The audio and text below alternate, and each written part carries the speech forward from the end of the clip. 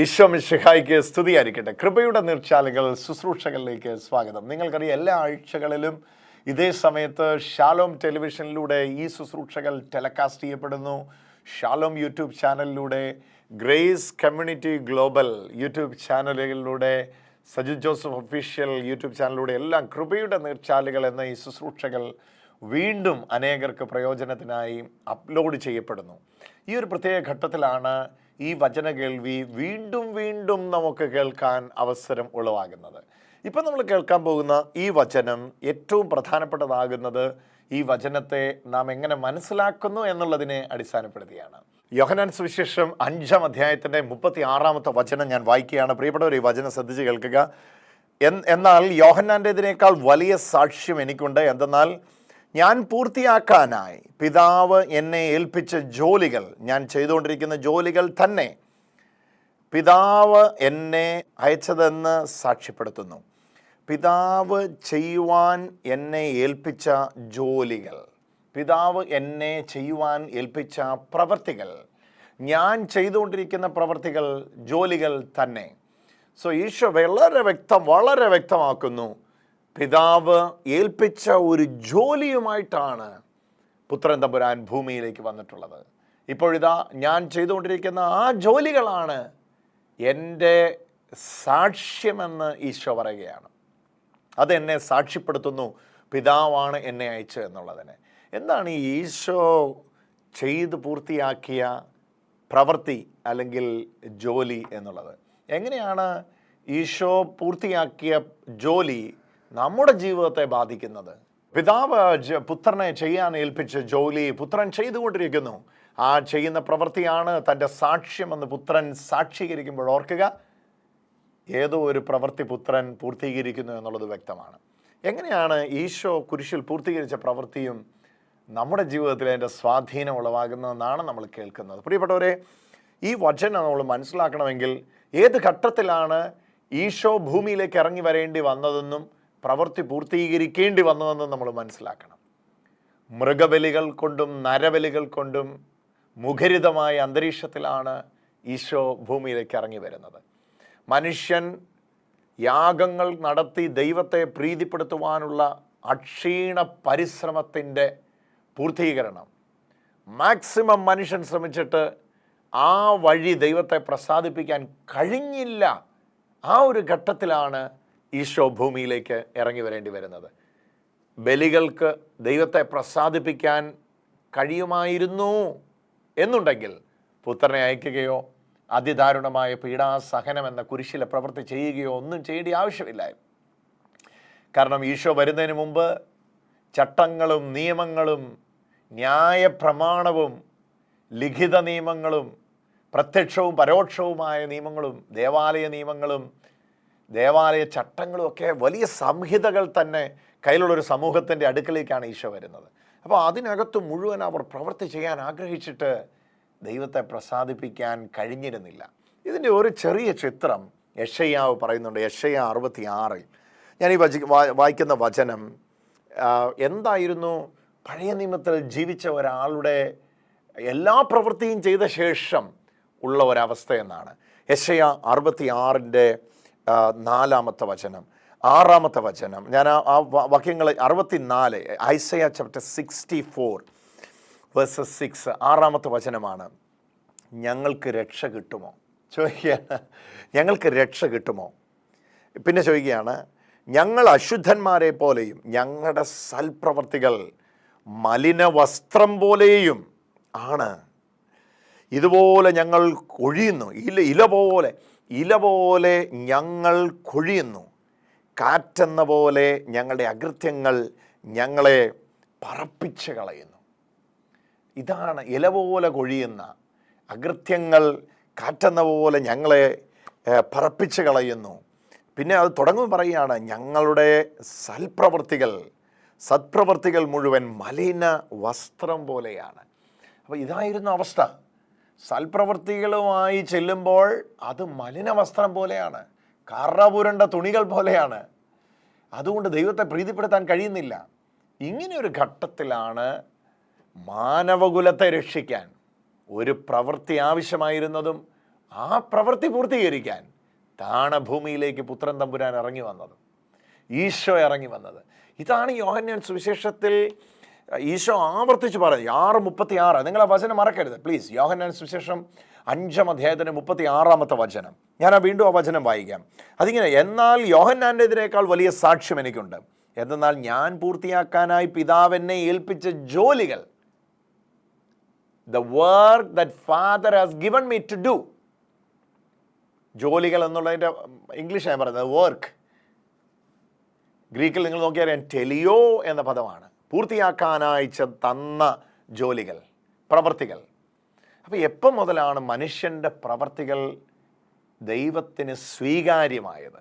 മനുഷ്യൻ്റെ പ്രവർത്തികൾ മുഴുവൻ സ്വീകാര്യമായത് ഈശോയുടെ കുരിശിലെ പ്രവൃത്തിക്ക് ശേഷമാണ്. ഒന്നുകൂടെ വളരെ വളരെ വളരെ പ്രധാനപ്പെട്ട, ശ്രദ്ധിക്കുക. മനുഷ്യൻ്റെ പ്രവർത്തികൾ മുഴുവൻ വാലിഡാകുന്നത് ഈശോയുടെ കുരിശിലെ പ്രവൃത്തിക്ക് ശേഷമാണ്. ആ പ്രവൃത്തിയിലൂടെ അല്ലാതെ മനുഷ്യൻ്റെ പ്രവൃത്തികളെല്ലാം കറപുരണ്ട തുണികൾ പോലെയാണ്. കറപുരണ്ട തുണികൾ പോലെയാണ്. അശുദ്ധമായതിൽ എന്തെല്ലാം വെക്കുന്നോ അതെല്ലാം അശുദ്ധമാണ്. നിങ്ങൾ അശുദ്ധമായ സ്ഥലത്ത് എന്ത് വിശുദ്ധമായത് വെച്ചാലും ആ വിശുദ്ധമായ വസ്തു അശുദ്ധമായി മാറും, ആ അശുദ്ധമായ അന്തരീക്ഷ നിമിത്തം. ഇതായിരുന്നു മനുഷ്യൻ്റെ അവസ്ഥ. ഈ ഘട്ടത്തിലാണ് താണഭൂമിയിലേക്ക് ഈശോ കടന്നു വരേണ്ടി വന്നതും ഈശോ കുരിശിൽ പ്രവൃത്തി പൂർത്തീകരിച്ചതും. ഇന്നിപ്പോൾ നമ്മുടെ പ്രവൃത്തികൾ, നേർച്ചകൾ, കാഴ്ചകൾ, ദാനധർമ്മങ്ങൾ, ദൈവത്തിനു മുമ്പാകെ ചെയ്യുന്ന പ്രവൃത്തി എല്ലാം വാലിഡാകുന്നത് മുഴുവൻ ഈശോയുടെ പ്രവൃത്തി മുഖാന്തരമാണ്. അതിൻ്റെ വാലിഡിറ്റി, അതിനെ വാലിഡേറ്റ് ചെയ്യുന്നത് ഈശോയുടെ കുരിശിലെ പ്രവൃത്തിയാണ്. They were doing their level best to please God in the Old Testament days. None of them were able to please God. That is the special occasion where Jesus was sent when the fullness of the time had come. When he came, don't forget, he has accomplished his work through the work of Jesus on the cross. Our work is valid today. Before we were doing so many things to please God, but there was no pleasing of God. Today, God is well pleased in us because we are believing in Jesus that made our work from dead work to life work. യേശുവിനെ കർത്താവായിട്ട് നമ്മൾ വിശ്വസിക്കുമ്പോൾ, എൻ്റെ പ്രിയപ്പെട്ടവരെ, ഇതാണ് നമ്മൾ അറിയേണ്ടത്. നമ്മുടെ ജീവനില്ലാത്ത പ്രവൃത്തികൾ ജീവനുള്ള പ്രവൃത്തികളായി മാറുകയാണ്. അതെങ്ങനെയാണ്? യേശുവിൻ്റെ പ്രവൃത്തിയോട് ചേരി. ഇതാണ് യേശു ആവർത്തി, ഞാൻ മുഖാന്തരം അല്ലാതെ ആർക്കും പിതാവിൻ്റെ അടുക്കൽ പോകാൻ പറ്റില്ല എന്ന് പറഞ്ഞതന്നെ. എൻ്റെ പ്രവൃത്തി ചേരാതെ നിങ്ങളുടെ പ്രവൃത്തികളെല്ലാം ഇംപെർഫെക്റ്റാണ്. എൻ്റെ പ്രവൃത്തി ചേർന്നാൽ നിങ്ങളുടെ പ്രവൃത്തികൾ പൂർണ്ണമാണ്. മറക്കരുത്, 2 പേർ പ്രാർത്ഥിക്കാനായി പോയി. പോയവരാരാണ്?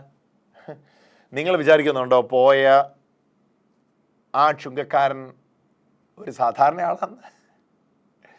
നേടുന്നതിനെല്ലാം പതാരം കൊടുക്കുന്നവൻ. നേടുന്നതിൽ നിന്ന് പതാരം കൊടുക്കുന്നതല്ല പറഞ്ഞത്. പതാരം കൊടുക്കുക എന്ന് പറഞ്ഞാൽ ടൈത്ത്, 10th 1 കൊടുക്കുന്നവൻ. അപ്പോൾ അയാൾ സാധാരണക്കാരനല്ല. ഞാൻ നേടുന്നതിൽ നിന്നാണ് പതാരം കൊടുക്കുന്നത്. അപ്പോൾ അയാൾ നേടുന്ന എല്ലാത്തിൽ നിന്നും പതാരം കൊടുക്കുന്നയാളാണ്. ആഴ്ചയിൽ 3 ദിവസം ഉപവസിക്കുന്നയാൾ. ജീരകം, എന്തൊക്കെയാണ് കൊടുക്കാനുള്ളത് അതിന് മുഴുവൻ പതാരം കൊടുത്ത് ദൈവത്തെ പ്രീതിപ്പെടുന്നവൻ. 5 യാമങ്ങളിൽ മുടങ്ങാതെ പ്രാർത്ഥിക്കുന്നവൻ. ദേവാലയത്തിൽ ജീവിതം കഴിച്ചു കൂട്ടുന്നവൻ. പക്ഷെ അയാളുടെ പ്രാർത്ഥന ദൈവഭാഗം ഉയരുന്നില്ല. എന്നാൽ മറ്റേയാളെ നോക്കൂ, അയാൾ ചുങ്കക്കാരനാണ്, അയാൾ പാപിയാണ്, അയാൾ സ്വർഗത്തോട് പാപം ചെയ്തവനാണ്. പക്ഷെ അയാളുടെ പ്രാർത്ഥന സ്വർഗത്തിലേക്ക് എടുക്കപ്പെടുകയാണ്. എന്താണ് ഇതിനിടയിൽ സംഭവിച്ചത്? ഞാൻ എപ്പോഴും ചിന്തിക്കും, എന്താണ് ഇതിനിടയിൽ സംഭവിച്ചത്? 2 പേരുടെയും പ്രവൃത്തികളിൽ അശുദ്ധമായ പ്രവൃത്തി ഉള്ളത് ഈ ചുങ്കക്കാരൻ്റെ കയ്യിലാണ്. ചുങ്കക്കാരക്കാലത്തിൽ കോടാലിക്കൈകൾ എന്നറിയപ്പെടുന്ന റോമ ഗവൺമെൻറ്റിൽ. സോ അവരെ അറിയപ്പെടുന്നത് അങ്ങനെയാണ്. എന്നിട്ടും അയാളുടെ പ്രവൃത്തി ഇതാ എത്രയോ വിലപ്പെട്ടതായി മാറുകയാണ്. എന്താണ് അയാളുടെ പ്രാർത്ഥന കേൾക്കാൻ എന്താ മുഖാന്തരമായത്? എന്തുകൊണ്ടാണ് ദൈവം അയാളുടെ പ്രാർത്ഥന കേൾക്കുന്നത്? മറ്റേയാളുടെ പ്രാർത്ഥനയ്ക്ക് ഉത്തരം കൊടുക്കാത്ത എന്തുകൊണ്ടാണ്? മറ്റേയാൾ തൻ്റെ പ്രവൃത്തിയുമായി ചെല്ലാൻ ശ്രമിച്ചപ്പോൾ ഇയാളിതാ ദൈവത്തിൻ്റെ കരുണയെ, ഈശോയുടെ പ്രവൃത്തിയെയും കൂടെ തൻ്റെ പ്രവൃത്തിയോട് ചേർത്ത് വെക്കുകയാണ്. ഇവിടെയാണ് അതിൻ്റെ സൗന്ദര്യം നമ്മൾ അറിയുന്നത്. ഇതാണ് ശരിക്കും ഫിലിപ്പിയ ലേഖനത്തിൽ പറയുന്നത്, നിങ്ങളിൽ നല്ല പ്രവൃത്തി ആരംഭിച്ചവൻ ക്രിസ്തുവിൻ്റെ നാളിൽ അതിനെ പൂർത്തീകരിക്കും. സോ യേശുവിൻ്റെ കുരിശിലെ പൂർത്തീകരണ പ്രവൃത്തി, പിതാവ് എന്നെ ഏൽപ്പിച്ച ജോലി, ഞാൻ ചെയ്തുകൊണ്ടിരിക്കുന്ന ജോലി തന്നെയാണ് പിതാവ് എന്നെ അയച്ചു എന്നുള്ളതിൻ്റെ സാക്ഷ്യം. 5 സാക്ഷ്യങ്ങളാണ് പുത്രൻ തമ്പുരാനുള്ളത്. യോഹന്നാൻ സുവിശേഷം 5 അധ്യായം മാത്രം. യോഹന്നാൻ വന്നു സാക്ഷ്യം പറഞ്ഞു, മിന്നിമറയുന്ന ഒരു വെളിച്ചമായുള്ള സാക്ഷ്യം. തീർന്നില്ല. പിതാവായത് എപ്പോഴും പുത്രനെ സാക്ഷ്യപ്പെടും. പുത്രൻ ചെയ്യുന്ന പ്രവൃത്തി പുത്രൻ്റെ പ്രവൃത്തിയുടെ സാക്ഷ്യമാണ്. ഇത് തിരുവെഴുത്തുകൾ മുഴുവൻ സാക്ഷിയായിട്ട് നിൽക്കുകയാണ് ഈശോയ്ക്ക്. പരിശുദ്ധാത്മാവെന്ന സാക്ഷി ഉടനീള ശുശ്രൂഷ. 5 സാക്ഷികൾ യോഹന്നാൻ 5 ഈശോയ്ക്കുണ്ട്. എന്നിട്ട് പറയാം, ഞാനൊരു പ്രവൃത്തി ചെയ്തുകൊണ്ടിരിക്കുക. ആ പ്രവൃത്തി ചെയ്യുന്നതോടുകൂടെ മാനവരാശിയുടെ പ്രവൃത്തികൾ മുഴുവൻ വാലിഡാണ്. ഇന്ന് നിങ്ങൾക്ക് തിരികെ എത്തിക്കാം, ഇന്ന് നിങ്ങൾക്ക് നേർച്ച നേരാം, ഇന്ന് നിങ്ങൾക്ക് കാഴ്ച അർപ്പിക്കാം. ആ കാഴ്ചകളോട് ചേർന്ന് എന്ത് വരികയാണ്? ആ കാഴ്ചയുടെ മുമ്പിൽ എന്താ നിൽക്കുന്നത്? ഈശോയുടെ പ്രവൃത്തിയാണ്. ഇതാണ് വിശുദ്ധ ഫീസ്റ്റേനിക്ക് ദൈവം വെളിപ്പെടുത്തുന്നത്. ഈശോയുടെ അതിദാരുണമായ പീഡാസഹനങ്ങളെ ഓർത്ത്, അതാണ് വലുത്. എന്നിട്ടാണ് പറയുന്നത്, പിതാവേ ഞങ്ങളുടെ മേലും. കേട്ടോ, ഞങ്ങൾ രണ്ടാമതാണ് വരുന്നത്. ഞങ്ങളിലേക്ക് എന്തെങ്കിലും വരുന്നുണ്ടെങ്കിൽ അത് ഈശോ വഴിയാണ്. ഇതാണ് പരിശുദ്ധ അമ്മ കുരിശിൻ്റെ ചുവട്ടിൽ എപ്പോഴും നമ്മൾ കാണുന്നതിൻ്റെ രഹസ്യം. അമ്മ ഏറ്റവും കൂടുതൽ നമ്മൾ ദീർഘസമയം കാണുന്നത് എവിടെയാണെന്നറിയോ? കുരിശിൻ്റെ ചുവട്ടില്ല. പത്രോസ് ശ്ലീഹ മൈലുകൾക്കപ്പുറത്താണ്. യോഹന്നാൻ ശ്ലീഹ ഒഴികെ ബാക്കി 10 ശ്ലീഹന്മാരും, ഒരുവൻ തൂങ്ങി മരിച്ച് ഓൾറെഡി പോയി കഴിഞ്ഞു. ബാക്കി 10 ശ്ലീഹന്മാരും അകലം വിട്ട് അനുഗമിച്ചപ്പോൾ പരിശുദ്ധ അമ്മയെ നമ്മൾ കാണുന്ന കുരിശിൻ്റെ ചുവട്ടിലാണ്. അമ്മ നമ്മെ പഠിപ്പിക്കുന്ന സത്യം എന്നാ അറിയോ? ഇവിടെയാണ് രഹസ്യം കിടക്കുന്നത്. ഈ കുരിശിൻ്റെ ചുവട്ടിലാണ് മോഹനെ രഹസ്യം കിടക്കുന്നത്. ഇവിടം വിട്ട് നീ പോകരുത്. ഇതാണ് നിന്നെ എന്തെങ്കിലും ആക്കുന്നെങ്കിൽ അത് ഇതാണ്. നീ എന്തെങ്കിലും ആണെങ്കിൽ ഇതാണ്. അതുകൊണ്ടാണ് പൗലോസ് ശ്ലീഹ ആവർത്തിച്ചു, എനിക്കോ നമ്മുടെ കർത്താവായ യേശു ക്രിസ്തുവിൻ്റെ കുരിശിലല്ലാതെ മറ്റൊന്നിലും പുകഴാൻ ഇടവരരുത്. കാരണം അവിടേക്കാണ് ആ പ്രവൃത്തിയാണ് എൻ്റെ പ്രവൃത്തിയെ വാലിഡാക്കുന്നത്. ഇന്ന് നിങ്ങൾക്ക് 5 മണിക്കൂർ പ്രാർത്ഥിക്കാം, പക്ഷേ 5 മണിക്കൂർ നിങ്ങളുടെ പ്രാർത്ഥനയിൽ ആശ്രയിക്കരുത്, ഈശോയുടെ പ്രവൃത്തിയിൽ ആശ്രയിക്കുക. എന്നിട്ട് ഈശോയോടൊപ്പം 5 മണിക്കൂർ പ്രാർത്ഥിക്കുക. നിങ്ങൾക്ക് 1000 വട്ടം ജപമാല ചൊല്ലണോ? നല്ലതാ. ജപമാല ദിവ്യരഹസ്യങ്ങളുടെ കലവറയല്ലേ. ഇതിലും ശക്തമായ ഏത് പ്രാർത്ഥനയാണുള്ളേ? പക്ഷേ ആ പ്രാർത്ഥന വാലിഡാകുന്നത് ഈശോയുടെ അതിദാരുണമായ പീഡാസഹനത്തോട് ചേർത്ത് വെച്ചാണ്. അതില്ലാതെ വേറെ എന്തിനെല്ലാം ആശ്രയിച്ചാലും അത് പിതാവിന് മുമ്പിൽ സ്വീകാര്യമായ ഒന്നല്ല. ഞാനല്ലാതെ വേറൊരു വഴിയില്ലെന്നേ. ഞാൻ മുഖാന്തരം അല്ലാതെ ആരും പിതാവിൻ്റെ അടുക്കൽ എത്തുന്നില്ല എന്ന് പറഞ്ഞാൽ വേറൊരു ഷോർട്ട് കട്ട് ഇല്ലെന്നല്ലേ. അപ്പം അവിടെയല്ലേ നമുക്ക് പിതാവ് ചെയ്യാൻ ഏൽപ്പിച്ച ജോലി, പുത്രൻ പൂർത്തീകരിച്ച ജോലി, ആ ജോലി, ആ പ്രവൃത്തി നമ്മുടെ അക്കൗണ്ടിൽ കിടക്കുക. ഇപ്പം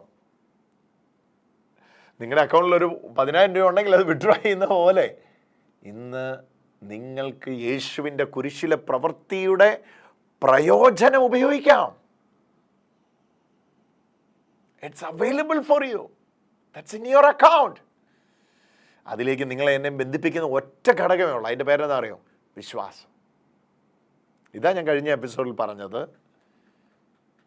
ജീവിതകാലം മുഴുവൻ കള്ളനായി, മോഷ്ടിച്ചും, കൊലപാതകം നടത്തിയും ജീവിച്ചവനെയാണ് ഒരൊറ്റ നിമിഷം കൊണ്ട് ഇന്ന് നീ എന്നോട് കൂടെ പർദീസയിലായിരിക്കും എന്ന് പറഞ്ഞ് പർദീസയെ കയറ്റിയത്.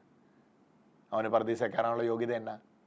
അവൻ്റെ യോഗ്യതയുടെ പേരാണ്, അവൻ കണ്ടുകൊണ്ടിരിക്കുകയാണ് ഈശോയുടെ പീഡാസഹനം. അവൻ പറയുകയാണ്, നമ്മളൊക്കെ ചെയ്തതിന് അനുഭവിക്കുന്നത് ഈ മനുഷ്യൻ നമുക്ക് വേണ്ടി അനുഭവിക്കുന്നത്, എനിക്ക് വേണ്ടി അത് അനുഭവിക്കുന്നത്. That means is adopting that into his account. തൻ്റെ അക്കൗണ്ടിലേക്ക് സ്വീകരിക്കുക. അവിടെ തുടങ്ങുക ആ റിയൽ ക്രിസ്ത്യൻ ലൈഫ്. ശരിക്കും ഞാൻ പറയുന്നത് എന്താ അറിയോ, ഈശോയുടെ ആ കുരിശിലെ പ്രവൃത്തി എത്ര വാലിഡാണ്. അതിന് പ്രാധാന്യം ഇല്ലായിരുന്നെങ്കിൽ എന്തിനായിരുന്നപ്പാ ഈ നാടകം? എന്തിനായിരുന്നു പുത്രൻ തമ്പുരാൻ താണ ഭൂമിയിലേക്ക്? അതിനപ്പുറത്ത് എന്തെങ്കിലും ഒരു പ്രവൃത്തി ഉണ്ടായിരുന്നെങ്കിൽ. അപ്പോൾ ആൾക്കാർ ടെറ്റലസ്റ്റായ മെസ്സേജ് കേട്ടിട്ട്, finished work of Jesus message കേട്ട്, ഓ ഇനിയൊന്നും പ്രവർത്തിക്കണ്ടേ അപ്പോൾ എന്ന് ചിന്തിക്കില്ല. ഇനിയാണ് പ്രവർത്തനം, ഇനിയാണ് പ്രവർത്തനം.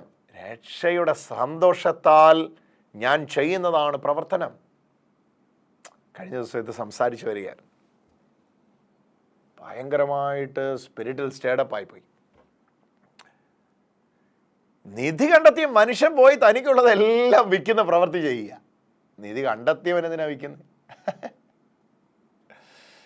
നിധി കണ്ടെത്താൻ വേണ്ടിയല്ലേ ഇതെല്ലാം അധ്വാനിക്കേണ്ടതെന്നാണ് നമ്മുടെ മനസ്സിലാക്കലല്ലേ. ഇത് രണ്ടാണ്. ഒന്ന് കിട്ടാൻ വേണ്ടിയുള്ളതും, രണ്ട് കിട്ടിയത് കൊണ്ടുമാണ്. കിട്ടാൻ വേണ്ടിയുള്ളതാണ് പഴയ നിയമം മുഴുവൻ. ആടിനെ കൊണ്ടുവരും, പ്രീതിപ്പെടുത്തും, വല്ലതും കിട്ടിയാലായി, കിട്ടുമെന്ന് ചിന്തിക്കും. പക്ഷെ ഇന്ന് ആടില്ല. പാപവിമോചകൻ തന്നെ മോചനമായി മാറിയിരിക്കുകയാണ്. ഹല്ലേലൂയ. ഇത് ബലിവസ്തു തന്നെ ബലിപീഠമായി മാറിയിരിക്കുകയാണ്. ബലിപീഠവും ബലിവസ്തുവും ഒരാളായി മാറുകയാണ്. ബലി അർപ്പിക്കുന്നവനും ബലിപീഠവും ബലിവസ്തുവും എല്ലാം ഒരാളായി മാറുകയാണ്. അപ്പം അവിടെ തന്നെ അർപ്പിക്കുകയാണ്. He offered himself and obtained an eternal salvation. What a joy. എന്നാ വലിയ സന്തോഷം അല്ലേ. പിന്നെ ഈ എപ്പിസോഡ് അവസാനിക്കുമ്പോൾ ഒരു ചോദ്യം വളരെ പ്രാധാന്യമുള്ളതാണ്. ഈശോയുടെ പ്രവൃത്തിയെ നിങ്ങളുടെ പ്രവൃത്തിയോട് ചേർത്ത് വെച്ചിട്ടാണോ അത് പിതാവിന് മുമ്പിൽ അർപ്പിക്കുന്നത്? ലത്തീൻ കുർബാന ക്രമത്തിൽ ഏറ്റവും പ്രധാനപ്പെട്ട ഒരു ഭാഗം ഞാൻ എപ്പോഴും ശ്രദ്ധിക്കാറുണ്ട്. ക്രിസ്തുവിനോടുകൂടെ, ക്രിസ്തുവിൽ തന്നെ, ക്രിസ്തുവില്ല, in him, through him and for him, അവനിലാണ്. അതുവഴി അല്ലാണ്ട് കയറുകയായിരുന്നെങ്കിൽ പുത്രൻ താഴേക്ക് വരണ്ടായിരുന്നു. മുകളിലേക്ക് വേറെ എന്തെങ്കിലും വഴി കയറ്റാൻ പറ്റുമായിരുന്നെങ്കിൽ പുത്രൻ താഴേക്ക് വരാൻ മുഴുവൻ ബലികളുടെയും പൂർത്തീകരണമായിരുന്നു. അതാണ് ഈശോ വ്യക്തമായി. യോഹന്നാൻ 6:35. യോഹന്നാൻ്റെ ഇതിനേക്കാൾ വലിയ സാക്ഷ്യം എനിക്കുണ്ട്, എന്തെന്നാൽ ഞാൻ പൂർത്തിയാക്കാനായി ടെലിയോ ഈശോ പറയുക, ടെലിയോ. യോഹന്നാൻ 6 ടെലിയോ, യോഹന്നാൻ 5:36 ടെലിയോ, യോഹന്നാൻ 7:14 ടെലിയോ, യോഹന്നാൻ 8:31 ടെലിയോ. പക്ഷേ യോഹന്നാൻ 19:31 എത്തിയപ്പോഴത്തേക്കും ടെറ്റലസ്റ്റായി, TELESTAI. കണ്ടോ, ടെലിയോയുടെ കൂടെ സ്റ്റായിയും കൂടെ വന്നു. ടെലിയോ എന്താന്ന് മനസ്സിലായില്ലേ? പൂർത്തിയാക്കാനുണ്ട്. ടെറ്റലസ്റ്റായി എന്നാന്ന് മനസ്സിലായില്ലേ? പൂർത്തിയാക്കിയിരിക്കുന്നു. അതാണ് ഈശോ അവസാനമായി കുരിശിൽ പറഞ്ഞത്.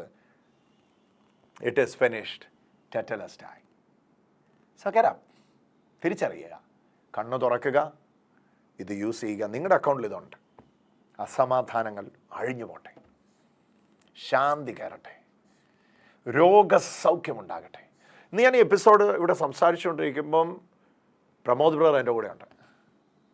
ലോകം മുഴുവനായിരിക്കുന്ന ഷാലോം TVയിലെ പ്രേക്ഷകർ പ്രമോദ് ബ്രദറിനോട് എന്നോട് ഞങ്ങൾ ഒരുമിച്ച് നിന്നാണ് ഇപ്പോൾ പ്രാർത്ഥിക്കുന്നത്. ഈ സ്റ്റുഡിയോയിൽ വലിയൊരു പരിശുദ്ധാത്മാവിൻ്റെ അന്തരീക്ഷം സംജാതമായിരിക്കുക. ഇന്ന് നിങ്ങൾ വിശ്വസിക്കുക, ദൈവമേ എൻ്റെ അക്കൗണ്ടിൽ ഇത് വന്നിട്ടുണ്ട്, ഞാനിത് ഉപയോഗിക്കേണ്ട ആളാണ്, ഞാനിങ്ങനെയൊന്നും ജീവിക്കണം, ഞാൻ ഈ പന്നിയുടെ ആഹാരം കഴിച്ച് ഇവിടെ കിടക്കേണ്ടവനല്ല, ഞാൻ അപ്പൻ്റെ മകനാണ്, എൻ്റെ അപ്പൻ്റെ മകനാണ് ഞാൻ തിരിച്ചു പോവാം.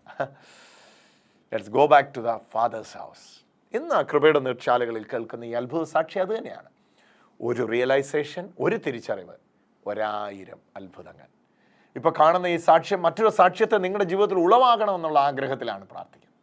ഞങ്ങളിവിടെ ദിവ്യകാരുണ്യനാഥൻ്റെ മുമ്പിൽ ഇരിക്കുന്ന സമയത്ത് സിസ്റ്റർ സിലി അവൾ എൻ്റെ അടുത്ത് വന്ന് സാക്ഷ്യമായിട്ട് സഹോദരി പറയുകയായിരുന്നു, 4 ആശുപത്രികൾ ഉപേക്ഷിച്ചിട്ടാണ് ഡിവൈനിൽ വന്നത്.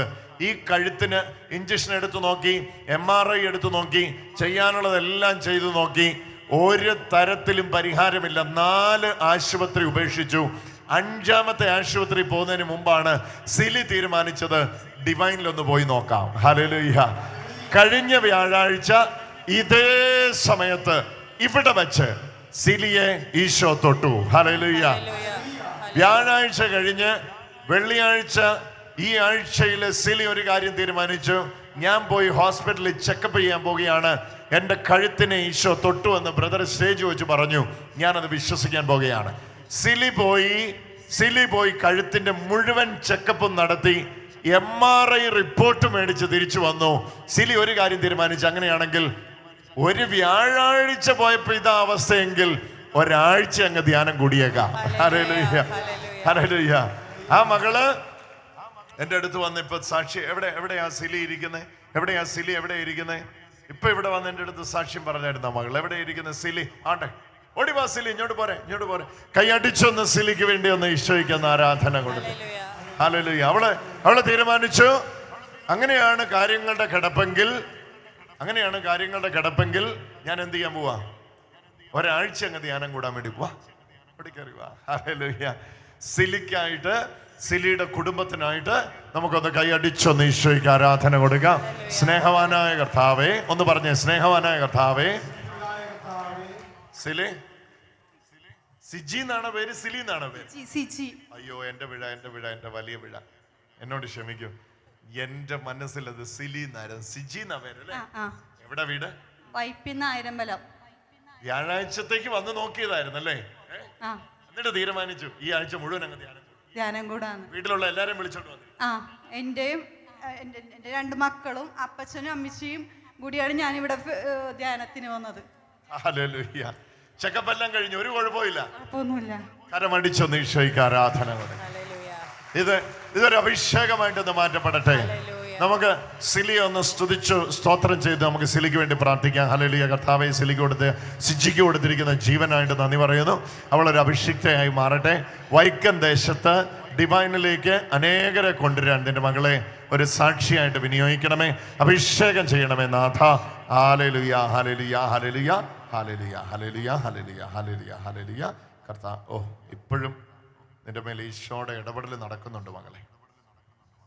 എന്നെ കർത്താവ് തൊടുന്നുണ്ട്. നിന്റെ മേൽ പരിശുദ്ധാത്മാവേ, വലിയ അത്ഭുതത്തിന്റെ സാക്ഷിയാക്കി എൻ്റെ മകളെ തീർത്തതിന് ഞങ്ങൾ നന്ദി പറയും. അവളുടെ ജീവിതത്തിൽ ഇതൊരു മറക്കാനാവാത്ത അനുഭവമായി മാറ്റപ്പെടട്ടെ. കൈയടിച്ച് നമുക്കൊന്ന് സ്തുതിച്ച് പ്രാർത്ഥിക്കാം. Hallelujah, hallelujah, hallelujah, hallelujah. Siji എഴുന്നേറ്റ്. ഇത് എന്നാന്നറിയോ, നമ്മൾ ആത്മാവിൽ നിറയുന്ന അനുസരിച്ച് നമ്മുടെ വിഷയങ്ങള് നമ്മൾ പോലും അറിയാതെ മാറുന്നു നമുക്ക് അനുഭവിക്കാൻ കഴിയും. നമുക്കൊന്ന് ആത്മാവിൽ നിറയാം, പരിശുദ്ധാത്മാവിൽ നിറയാം. ഹല്ലേലൂയ. അടുത്തിരിക്കുന്ന ആളോട് പറ, ആത്മാവിൽ നിറയുക, ആത്മാവിൽ നിറയുക, ആത്മാവിൽ നിറയുക, പരിശുദ്ധാത്മാവിൽ നിറയുക, പരിശുദ്ധാത്മാവിൽ പാടുക, പരിശുദ്ധാത്മാവിൽ പാടുക. Hallelujah, hallelujah. ഞാൻ പറയട്ടെ, നമുക്ക് ഒരുമിച്ച് പ്രാർത്ഥിക്കാം. കൈ രണ്ടും തുറന്നു പിടിക്കാം. സർവശക്തനായ ദൈവത്തിൻ്റെ മഹാകൃപ നമ്മുടെ ഭവനങ്ങളിലേക്ക് ഇറങ്ങി വരാൻ വേണ്ടി കണപേക്ഷിക്കാം. പിതാവായ ദൈവമേ, പുത്രനെ ഏൽപ്പിച്ച ജോലി, പുത്രൻ പൂർത്തിയാക്കിയ ജോലി, അത് എനിക്ക് വേണ്ടിയുള്ള ജോലിയായിരുന്നു. എൻ്റെ പാപവും ശാപവും രോഗവും മാറി എനിക്ക് നിത്യജീവൻ ഉണ്ടാകാൻ വേണ്ടിയുള്ള ജോലിയായിരുന്നു. ആ പൂർത്തീകരിച്ച ജോലിയിലുള്ള വിശ്വാസത്താൽ ഇതാ നിന്റെ മക്കൾ ഇപ്പോൾ സ്തുതിക്കുന്ന ഈ വേളയിൽ പരിശുദ്ധാത്മാവ് ഇറങ്ങി വരട്ടെ. കൃപയുടെ നിമിഷങ്ങളാക്കി ഈ നിമിഷങ്ങൾ മാറ്റണമേ. Hallelujah, hallelujah, hallelujah, hallelujah, hallelujah. ദൈവത്തിൻ്റെ പരിശുദ്ധാത്മാവേ, ശക്തമായി ഇറങ്ങി വരണമേ. അസാധാരണമായ കൃപ ഓരോ ഭവനങ്ങളിലേക്ക് വ്യാപിക്കട്ടെ. വൈഷമ്യമുള്ള മേടുകളെ കയറി നടക്കാനുള്ള ശക്തി വ്യാപിക്കട്ടെ. ഞാനൊരു പരാജയമാണെന്ന് ചിന്തിക്കുന്നവൻ സടകുടഞ്ഞ് എഴുന്നേൽക്കട്ടെ. ഞാനൊരു തോൽവി അല്ല, ഞാനാണ് ജയം. യേശുവിലൂടെയാണ് എൻ്റെ ജയം. ക്രിസ്തുവിലൂടെ എല്ലാത്തിനെയും കാണുക, ക്രിസ്തുവിൽ കാണുക. ഈശോയെ മാറ്റി നിർത്തിയാൽ എൻ്റെ പ്രവൃത്തികൾ കറപുരണ്ട തുണികളാണ്.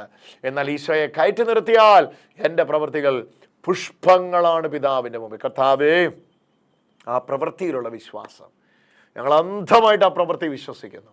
മക്കളുടെ ഭാവിക്ക് വേണ്ടി കടഭാരത്തിൻ്റെ നടുവിൽ, നിരാശയുടെ നടുവിൽ, കുടുംബ വഴക്കിൻ്റെ നടുവിൽ എല്ലാമായിരിക്കുന്ന എല്ലാ മക്കളെയും സമർപ്പിച്ചുകൊണ്ട് പ്രാർത്ഥിക്കുന്നു. അഭിഷേകത്തിൻ്റെ ശക്തി എല്ലാവരിലും വ്യാപിക്കട്ടെ. നിത്യം വാഴും പിതാവും പുത്രനും പരിശുദ്ധാത്മാവുമായ സർവേശ്വര എന്നേക്കും ആമേൻ. അമ്മ മാതാവിൻ്റെ പ്രാർത്ഥന, ഔസേപ്പിതാവിൻ്റെ പ്രാർത്ഥന, ഈശോയുടെ തിരുഹൃദയത്തിൻ്റെ വിശുദ്ധി ഓരോ കുടുംബങ്ങളിലേക്കും പടരട്ടെ. ക്രിസ്തു വഴി സമർപ്പിക്കുന്ന പ്രാർത്ഥന കേട്ടരുളയണമേ. ആമേൻ. ഈശോമിശിഹായ്ക്ക് സ്തുതിയായിരിക്കട്ടെ. അടുത്ത എപ്പിസോഡിൽ നാം വീണ്ടും യോഹന്നാൻ സുവിശേഷം 5-ാം അധ്യായത്തിന് ആഴങ്ങളിലേക്ക് പോകുന്നു. ഒരുങ്ങുക. അടുത്ത ആഴ്ച ഇതേ സമയത്ത് ഒരുമിച്ച് നാം വീണ്ടും കാണും വരെയും ഒഴുകട്ടെ കൃപയുടെ നീർച്ചാലുകൾ.